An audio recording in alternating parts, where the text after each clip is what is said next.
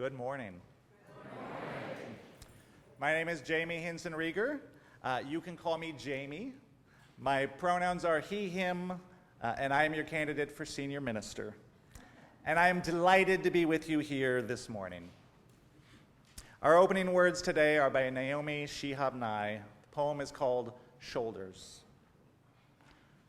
A man crosses the street in rain, stepping gently, looking 2 times north and south, because his son is asleep on his shoulder. No car must splash him, no car drive too near his shadow. This man carries the world's most sensitive cargo, but he's not marked. Nowhere does his jacket say fragile, handle with care. His ears fill up with breathing. He hears the hum of a boy's dream deep inside him. We're not going to be able to live in this world if we're not willing to do what he's doing for one another. The road will only be wide. The rain will never stop falling. Our opening hymn is number 188, Come, Come, Whoever You Are, which Brad is going to lead us in as a round.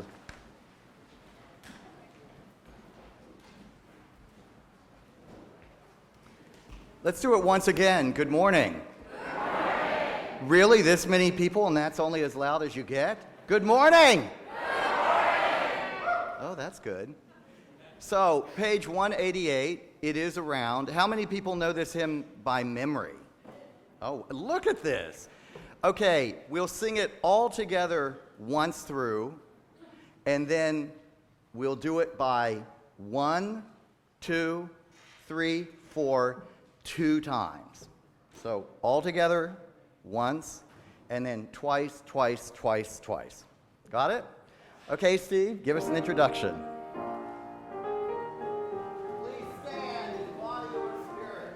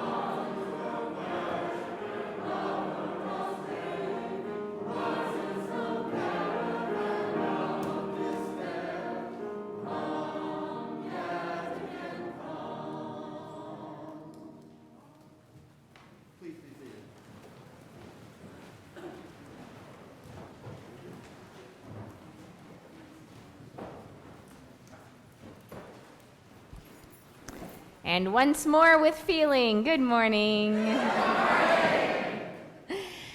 I'm Reverend Annie Gonzalez, your acting senior minister, and the plan is that I will go back to being your minister of faith development, so vote well, everybody.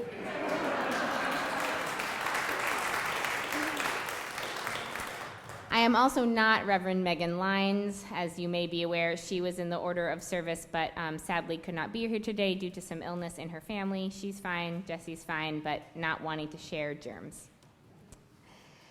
Speaking of not wanting to share germs, I have heard some questions about whether the reopening task force will revisit our masking policy in the spring. As we had said, we would revisit it in the spring, and it's spring! And we will revisit it. As I told Brad this morning, have patience. We're moving at the speed of church.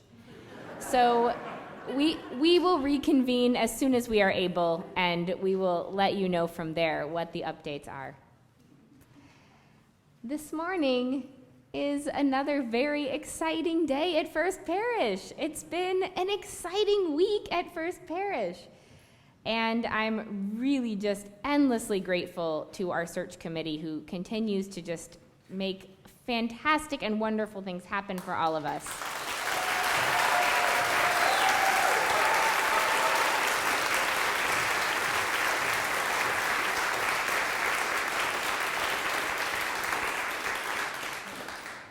And I am so glad that you all are here, on Zoom, and we are, as you know, having a vote right after service. There will be coffee, but you have to vote first. There will not be coffee from us to you on Zoom, but you also have to vote first before you go too far afield from your computer.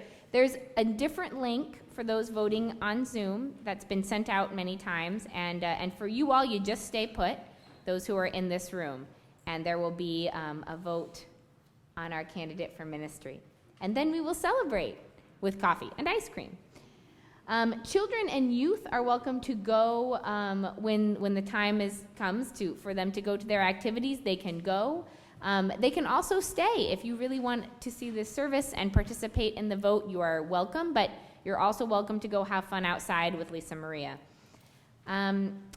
Also, it is not too late to sign up for a fabulous Plant Fair t-shirt. And when I say fabulous, I mean you can't plant any flowers if you haven't botany. That's what I'm talking about. Liz knows what I'm talking about. They're punny. They're funny. Get a shirt. Get a mug. See them at the Plant Fair table. Sign up. I've seen a lot of sign-ups rolling in. Y'all are stepping up. We're going to have an awesome Plant Fair. It's on May 20th, so that's very exciting.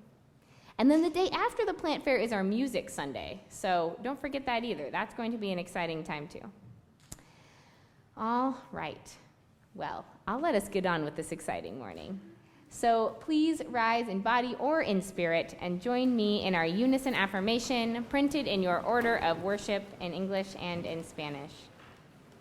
Love is the spirit of this church, and service is its law.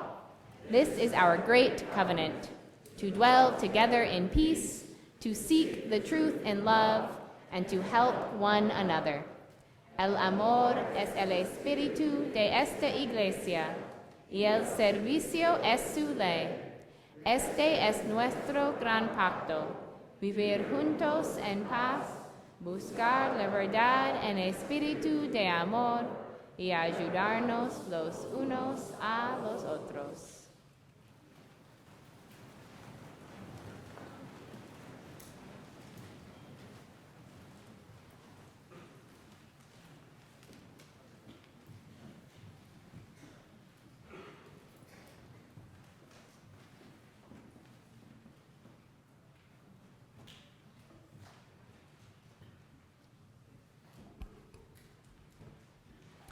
Our story today is called Simon and the Egg.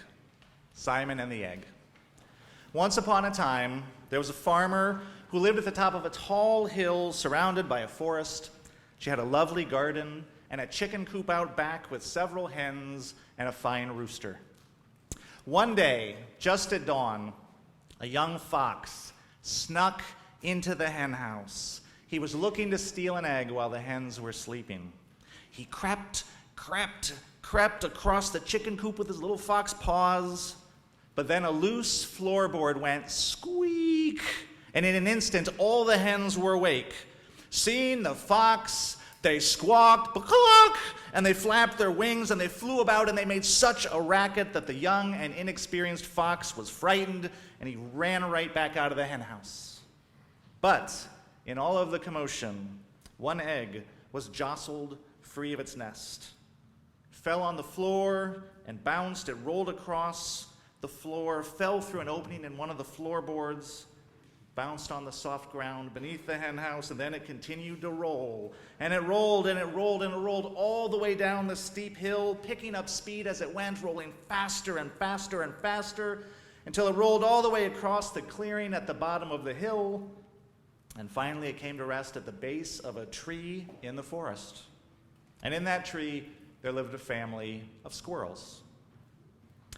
Simon the squirrel saw the egg first. He'd never seen an egg before.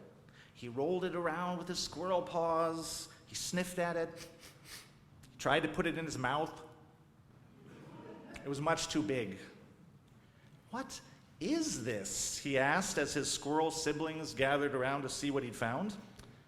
"You silly, it's an egg," said Mrs. Robin from her nest up in the tree. "Oh, right," said Simon. "What's an egg?" "There's a baby bird in there," explained Mrs. Robin. "If it is cared for properly, one day it will hatch and the baby bird will be born." "Well, how do you care for it?" asked Simon. "Mostly you keep it warm," said Mrs. Robin. "I'm keeping several eggs of my own warm in this nest by sitting on them." "But there's no one here to sit on this egg," said Simon. "No, there isn't," said Mrs. Robin. "Maybe you could sit on it," said Simon. "It is much too large for me to sit on," said Mrs. Robin. "I'm afraid this egg may not hatch." "Oh," said Simon, looking at the egg. He was thinking. "Come on, Simon," said the other squirrels. "Let's go play a game. We're going to chase each other around like this." And they whirled around in a circle faster and faster and faster until they were a blurred whirl of squirrel. But Simon carefully rolled the egg with his squirrel paws into a hollow at the base of the tree. He filled his cheeks with acorns, deposited a pile of them beside the egg. Then he crawled into the hollow, and Simon wrapped his squirrel body around the egg and covered them both with his warm, furry squirrel tail.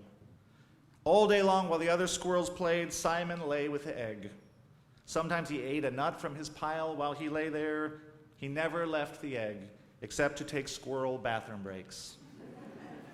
The next day, his brother Paul said, "Come on, Simon, let's go hunt for acorns to store for the winter."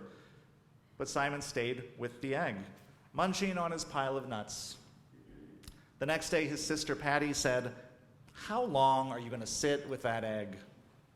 "How long does it take to hatch an egg?" asked Simon. "I have no idea," said Patty. "Then I have no idea," said Simon. And there he stayed. The next day, Paul said, "Simon, aren't you worried you're going to run out of nuts with just that small pile to eat?" "I am a little worried about that," said Simon. So that afternoon, without saying a word, Paul came to the hollow with his cheeks stuffed full of nuts, and he deposited them on the ground by Simon.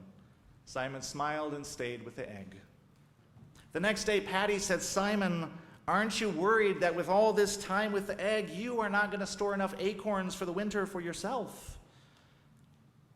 "I am a little worried about that," said Simon. That afternoon and every day after, Simon's squirrel siblings deposited some of their acorns in his storehouse, and Simon stayed with the egg. A week passed, and another. Simon stayed with the egg. And then one day, as he lay with his furry squirrel body wrapped around the egg moved underneath him. And Simon heard a scritch, scritch, scratching, which turned into a tip, tip, tapping, and then a crick, crick, cracking. "It's hatching," Simon said. All the squirrels came running, and they watched as a little baby chick, pushing and pushing with all its might, emerged from the egg. "That's a baby chick," said Mrs. Robin. "There are chickens that live at the top of the hill," said Patty. "I wonder if it belongs to them. But how do we get it up there?" "With this," said Paul, and he pulled a large leaf from the forest floor. And the squirrels sat the baby chick on top of the leaf, and working as a squirrel team, they dragged and dragged the baby chick all the way up the top of the hill. The mother hen was overjoyed to see her baby chick. She thought she would never see her chick again. "Simon, you're amazing," said Patty. "You hatched an egg." "Aw, all I did was sit there," said Simon, feeling shy, but inside he was smiling. "Bet you can't catch me," said Paul. "Bet I can," said Simon, racing after him. And the squirrels chased each other for the rest of that day and every day for the rest of the summer. The baby chick grew up to be a very fine hen, and the forest never forgot about Simon and the egg. That's our story for today. Thank you for sharing it with me. We invite kids up through grade 7 if they would like to depart for faith development with Lisa Maria.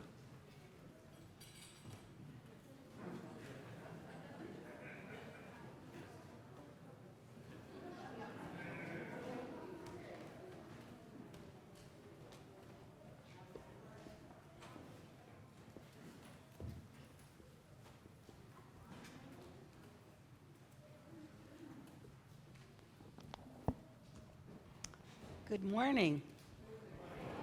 Is this on? Yes, it is. I can hear it. I'm Lori Groves. I'm a member of the Lay Pastoral Care Team, and I'm excited to be in front of such a huge audience. I don't think that's ever happened to me before, to do our joys and concerns for the morning. So I invite you to come up, get in line here if you have a joy or a concern that you would like to share with the congregation. We ask that you focus your thoughts and be brief because, as Annie said, we have a long service. And by the way, I will be at the candle stand at the end of the service in case anyone has a joy or a concern that they would like to share in private. So, thank you. I'll last one light candle. I'll light one last candle. It's been a long week. For all the joys and concerns that we keep in our hearts. And I'm also going to light one other last candle of joy for Reverend Jamie.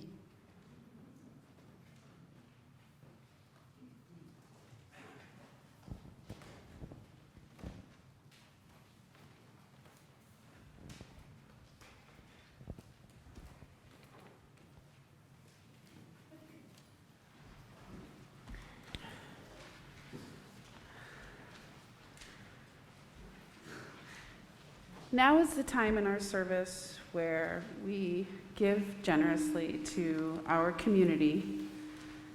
But this being the first of the month, it is also a Share the Plate month, which means that half of those donations collected in the offering will go to an organization that the Social Responsibility Committee has approved and chosen.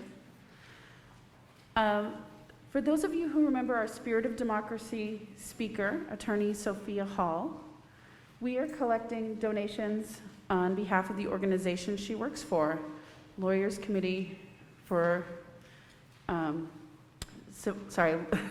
Civil Rights, Boston.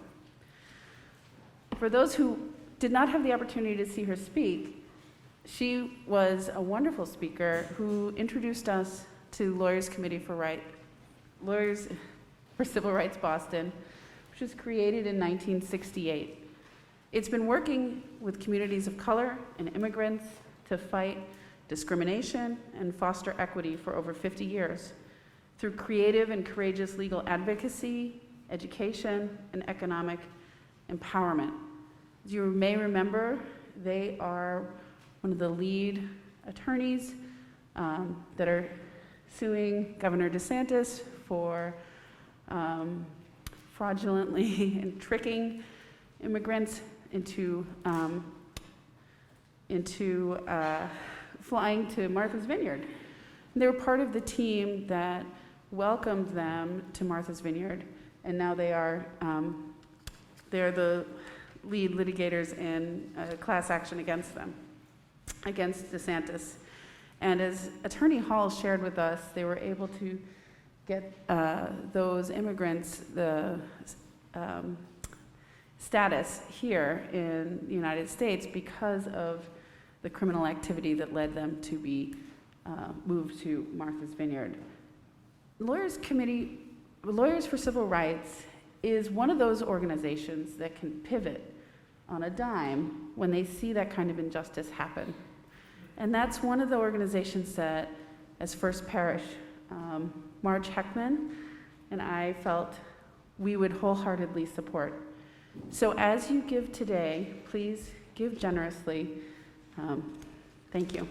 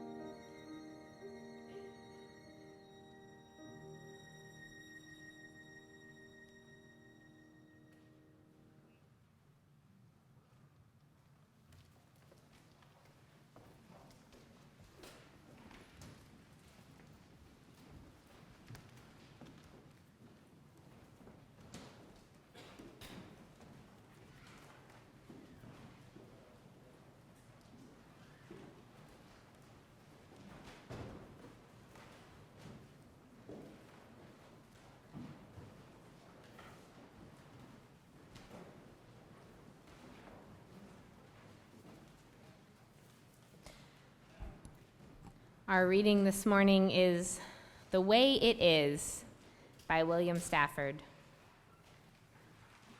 There's a thread you follow. It goes among things that change, but it doesn't change. People wonder about what you are pursuing. You have to explain about the thread. But it is hard for others to see. While you hold it, you can't get lost. Tragedies happen. People get hurt or die, and you suffer and get old. Nothing you can do can stop time's unfolding. You don't ever let go of the thread.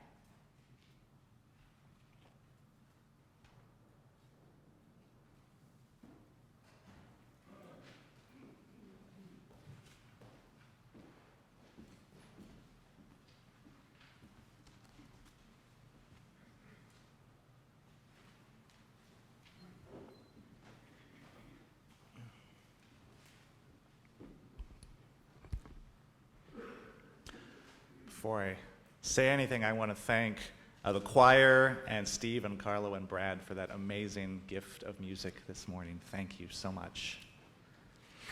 Yes. Yeah.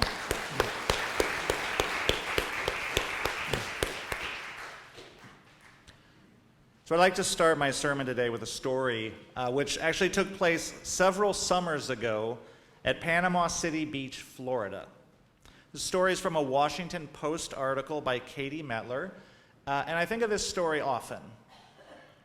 On a Saturday afternoon in July of 2017, two boys, ages 8 and 11, were out in the water playing on boogie boards, not too far from their parents, when they were both caught up in a rip current, which began carrying them further and further away from their parents and further away from the shore. And a young couple nearby, two young women, realized the situation that the boys were in, and they went to rescue them only to become trapped in the current themselves. And the situation quickly escalated. The boys' family, their mother, father, nephew, grandma, they made their own rescue attempts, and in quick succession, all four of them were trapped in the riptide, and then two more strangers nearby. In all, 10 people were caught up in the deadly riptide. There was no lifeguard on the beach. There was no rescue equipment available. By the time law enforcement was made aware of the situation, the 10 trapped people had been struggling for almost a half hour. A rescue boat was summoned, but in the meantime, they were drowning. And by now, a crowd of onlookers had gathered on the beach, and they were watching helplessly as the people far off in the distance cried out for help that would not come soon enough. And that was when a woman named Jessica Simmons called out to the people on the beach to form a chain. These people are not drowning today, she thought. We're going to get them out. So she said, form a chain. And one by one, the people on the beach, total strangers, some of whom could not even swim, they joined hands, they linked arms, and they began to form a human lifeline reaching out into the water. More than 80 people joined in, extending further and further out until they were near enough to the trapped people that Jessica and her husband, Derek, who were strong swimmers and had boards, they could bridge the gap. And it was a very dangerous thing to do, to willingly enter a riptide, but with help, they ferried the exhausted, barely conscious victims over to the human chain, who passed them person to person back down the entire length, back to the safety of the beach. All 10 people trapped in the current survived. July 8th, 2017, thanks to 80 strangers who were determined that they should live, who linked arms and made a difference. Now, most of us will probably never have a chance to make a difference in someone's life quite like that, quite that dramatically, right? It is fortunate that true life and death emergencies present themselves rarely. And we may never experience directly the situation of being a lifeline to another like that, in that way. But here is something I have heard in my role as minister over the last few years, many times. Thank heavens for my UU church. It was a lifeline for me during COVID. I don't know what I would have done without it. And in fact, I've heard some variation of that expressed at First Parish here this week. During the isolation and uncertainty of COVID, our UU communities were lifelines for many. During COVID, we learned about our need for one another and our ability to be there for one another in new ways. Maybe First Parish was a lifeline for you or for someone you know during this time. Of course, it's not only during times of turmoil that we need each other. Life is challenging enough on its own, is it not? Children grow up, parents age, we age, bodies change, our world changes for better or worse. Jobs and relationships and opportunities arrive and fall away, sometimes joyfully, sometimes not. It's not easy to be a human person. And we live in a society in which disconnection and isolation are more and more becoming the norm. But we need community. And sometimes, perhaps, we need a particular kind of community. Not just any community, but one that can help us make meaning of our lives in good times and hard times. One that can give us fresh reserves of hope and courage to meet the challenges of our lives. One that grounds us in timeless values, but also lifts us up with wonder and curiosity. A place that can offer deep wells of compassion, but also sparkling fountains of joy and laughter. Perhaps a community like this could carry us for a spell when we need a moment of rest, could carry us on its shoulders for even a moment when those days when, as the poet says, the road seems wide and the rain won't stop falling. Perhaps that kind of community could be a lifeline to someone in need, even if that someone isn't me, not today anyway, but someone. Sometimes that lifeline our communities offer is metaphorical, sometimes not so much, so I want to share another story. This story is told by the Reverend Bill Breeden, the longtime minister of the UU Church of Bloomington, Indiana, now retired, and I share this story with his permission. Bill was once approached by a neighbor in Bloomington, an older woman who attended the Baptist church in town. She said to Bill, "I know you. You're the minister of that Unitarian church in town." And he said, "Yes, ma'am," kind of bracing himself for whatever was about to come next. She said, "I pray for your church every day." And he said, "Well, thank you, ma'am. We'll take whatever prayers we get." And then she shook her head, and she said, "I don't think you understand what I'm trying to say. You see, my son is gay, and my church, the church he grew up in, rejected him because of that. But your church welcomed him in, and it saved his life. So I say a prayer of thanks for your church every day." And I think about this story particularly when I think about the laws spreading across this country in dozens of states right now that seek to erase mention of LGBTQ people from our schools, that seek to deny necessary health care to transgender youth and even target their parents for criminal prosecution. There are families with transgender children literally fleeing or preparing to flee from some of our states, preparing to flee their homes to safety. And in such a climate, the welcome and support of UU communities can be spiritually, psychologically, and physically a lifeline we create together. We build communities where we invite people to show up as their authentic selves, where we celebrate each person as a gift, as a miracle, as a unique, never to be repeated expression of life unfolding, unfurling, following the thread of its own spirit. Imperfect as we all are, imperfect, ever learning and growing as we all are, and beautiful. This is a powerful thing for anyone to experience, but it can be especially powerful and especially healing if you have not experienced it before, or if you have been subjected to its opposite, if you have been rejected by a faith community or a family or the world at large for being who you are. And for our children and youth, offering a place of acceptance and love and support in the way that we do is, I believe, one of the most important things we do as UU congregations. And the particular way that we create UU community reflects the values that run through our history, right? The through lines of our living tradition, the thread we hold on to as Unitarian Universalists.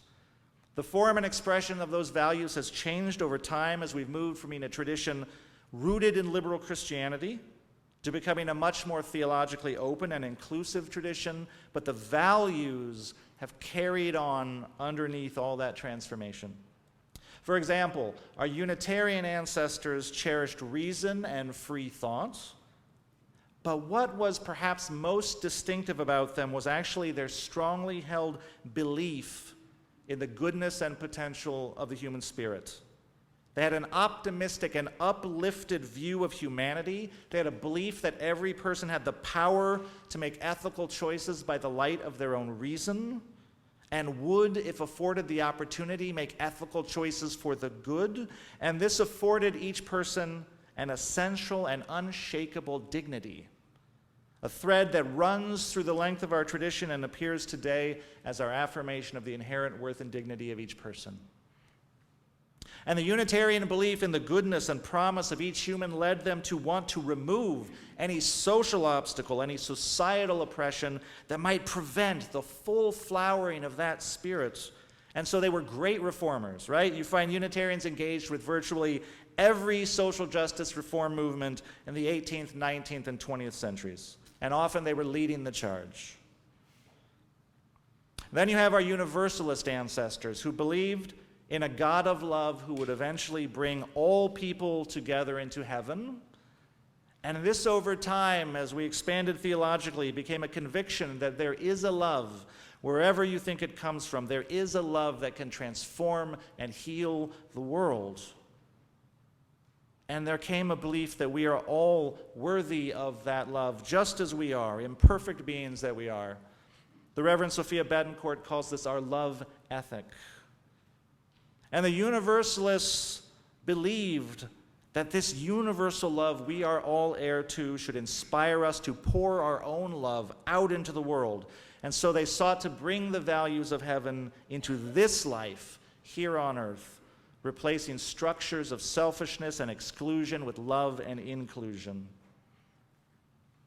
And then in the modern era, there arose a powerful new thread, now in Unitarian Universalism, that comes from traditions like feminism, women's spirituality, deep ecology, liberation theology, and pagan and earth-based traditions. And this thread emphasizes our connection to each other and our connection to the earth. And eventually was formalized as our seventh principle, respect for the interdependent web of existence of which we are a part. And with regard to our earth, this principle calls us to an ethic of gratitude and care. With regard to our fellow humans, UU Minister Julian Soto puts it simply as, all of us need all of us to make it. This is an ethic of collective liberation. And so these strands of our tradition, Unitarian Universalist and Unitarian Universalist, when woven together, they call us to build communities of love and acceptance and mutual support, communities that can be a lifeline for so many of us. But then if we follow the strands of that same tradition, if we hold on to the thread, we are necessarily carried beyond our communities to serve the larger community, to do the work of justice in the world. These two things are linked. In this place, here, we practice the values and we build the relationships that will support and sustain us in doing the work of justice out in the world. In this place, we are nourished, inspired, energized, healed, challenged. We are made hopeful, made bold. We find our courage together. And then we take that courage out into the world together. And it is important to say we do this as a community. In the story I told earlier today, Simon and the Egg, Simon is framed as the protagonist and the ostensible hero of the story, but note that the community is his essential support throughout the entire story. And it is the reason he is able to do what he does. And that is the way of church life in general, right? We all engage in different ways based on our interests, our talents, our resources, our capabilities. We play different roles in different times, and the way we do this can and does and will change over our life, depending on our circumstances. And we all need each other to do the thing. We all need each other to do the thing. And that's beautiful. That's our ethic of interdependence made real. And so the hero of the story of Simon and the Egg is actually the community. So creating and sustaining UU community is itself an act of service. The communities we create are lifelines, and the values of those communities, the through lines of our tradition, then lead us to further acts of service. And this congregation has a remarkable legacy of both. You have created together a vibrant and caring community that is a great source of inspiration and support for those within its walls. And you have done remarkable acts of justice and service outside its walls, as when you say the church has left the building. Sometimes, as for example, when you made a commitment to become a sanctuary congregation, those two things are one and the same. Always they are linked, the one serving to reinforce the other. And you should be proud of both legacies. And it is both legacies that so inspired me and are the reason I hope to become your new senior minister. And I want to say that you've all been through a lot in the last few years. Between ministerial transitions and staff transitions and COVID and then some more transitions, it has been a lot. These past few years have been hard on families in particular, and it has been hard for congregations, not only this congregation, but every congregation, to keep their sense of community and connection through COVID. And you've done an amazing job caring for and sustaining your community with inspired and committed leadership, both from your staff and your lay leaders and from each one of you. And I know that as a result, this congregation was a lifeline to many during these past few years. And I also know that you have continued to do amazing justice work through those same tumultuous years. You have carried your values out into the world, and all of this has been a lot. And what I've been hearing from you as a community in this week and before is a certain tension in how you are feeling about these two legacies. I've heard some concern that you're not living up enough to your own remarkable legacy of service, that the church is not leaving the building enough at this moment. And also, you're still recovering from how hard these last years have been. You're still feeling some of that disconnection brought on by COVID. The sanctuary is not as full as it was even a few years ago, and so you're really feeling the need to prioritize connection and community. And what I would offer in response to this tension is first to honor both impulses, because these both reflect deep through lines in your history and deep through lines in the tradition of Unitarian Universalism itself. And then I would say, recognizing the challenge of these last few years, it is okay to pause. It's okay to take a collective breath. It's okay to center rebuilding those connections, to gather or regather your energy, to restore your feeling of abundance and your spirit of joyful community. Remember that creating a vibrant and joyful UU community is in and of itself a gift to the world. Building up this community is throwing out a lifeline that someone you don't even know yet and who you may never meet is someday going to grab onto. That's a beautiful thing. And then I would say, trust your own hearts. You know your own longing to carry the gifts of this congregation out into the world. You know this community's desire to be an agent of change in the world. Honor the terrific justice work that you are doing right now, because I can tell you from the outside, it's inspiring. You are already doing great things right now. And then trust in the powerful justice-seeking and justice-making legacy of this congregation that there is more still to come. Remembering that we do this as a community, that not every person will do everything, that we all contribute to the work of First Parish in different ways at different times in our lives, and that is not just okay, it's beautiful. It's something to celebrate. Hold on to the thread of this community. Let it be a lifeline for you if you need a lifeline right now. Rest assured, it is a lifeline to others now and in the future. And then trust that that thread is woven from well-tested and resilient strands of love and justice and connection. And if you follow that thread, it will indeed lead you out of the building. It will carry First Parish into still greater acts of service. The road is wide, the rain is falling, and trust, we will not let go. Not of each other or of the thread that will someday lead us safely to the other side. Blessed be, and amen. Our closing hymn today is number 1008. When our heart is in a holy place, please rise in body or spirit.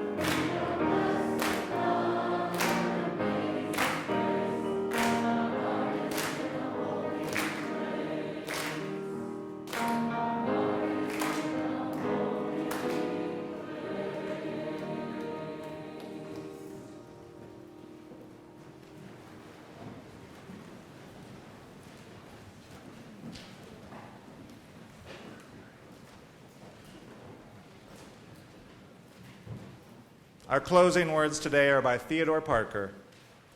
Be ours a religion which like sunshine goes everywhere, its temple all space, its shrine the good heart, its creed all truth, its ritual works of love.